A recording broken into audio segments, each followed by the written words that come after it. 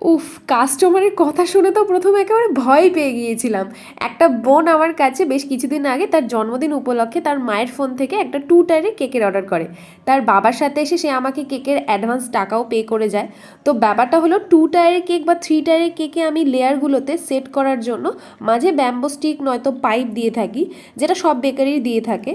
তো বোনটা হয়তো এই বিষয়ে একদমই অবগত ছিল না। তো কেকটা কাটিং করার কিছুক্ষণের মধ্যেই আমার কাছে ফোন আসে যে দিদি কেকটার মধ্যে কাঠি পেয়েছি, এটা কি জিনিস।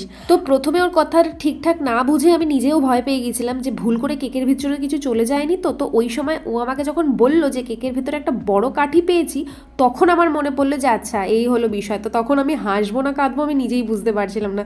তারপরে ওকে বিষয়টা বুঝিয়ে বলি যে দোতলা বা তিনতলা কেকগুলো ঠিকঠাক সেট করার জন্য আমরা এরকম পাইপ বা এই স্টিকগুলো ইউজ করে থাকি। তো যাই হোক, ও বাচ্চা মেয়ে বুঝতে না পেরেই হয়তো কথাটা বলেছিল।